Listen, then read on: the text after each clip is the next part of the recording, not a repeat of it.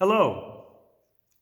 Our devotion for today is entitled, Christ is Coming. And it is taken from 1 Corinthians chapter 15, verses 21 through 26, which is a continuation of our text from yesterday.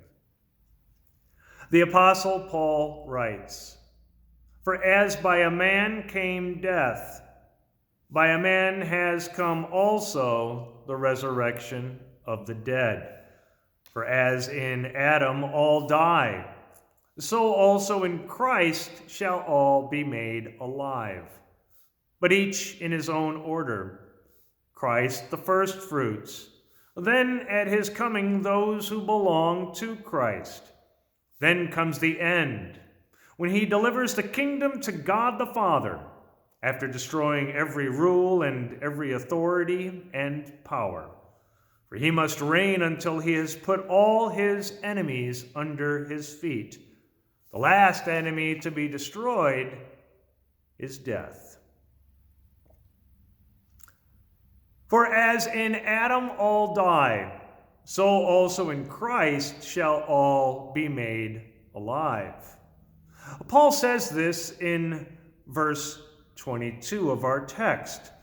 Because we all belong to the family of Adam, those who have fallen away from God and ended up in the hands of death, we must all die.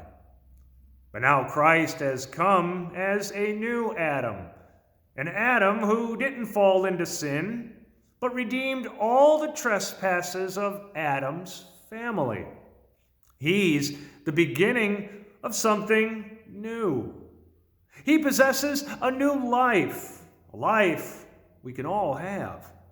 Christ is the first fruits. When he comes again in all of his glory, we will be resurrected to the same life if, of course, we have responded to the opportunity offered when Christ comes to us with his gospel of forgiveness. Paul broadly outlines the whole course of the world here. We live in a time of struggle. Christ is king, but all the powers of evil are against him. These powers can still bring people to their destruction. They still torture those who belong to Christ. Paul says that he himself suffers death day after day. He's subjected to constant danger. In verse 32, Paul reminds us of something that happened to him in Ephesus. This might be what was recorded in Acts chapter 19, when the whole city rioted and dragged the Christians into the arena in a fury. But Christ will be victorious.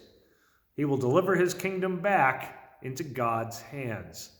Creation will then be reestablished, and God will again be everything for everyone. Evil will be forever isolated, powerless, constrained, and alone in its evilness. When Paul speaks of this, it is clear that he realizes this will take a long time. At the beginning of his ministry, he believed, along with the other disciples, that Christ would return soon enough that they would see the day. In his earliest letter, 1 Thessalonians, Paul talks about what it will be like for us. We who are alive, who are left until the coming of the Lord, chapter 4, verse 15.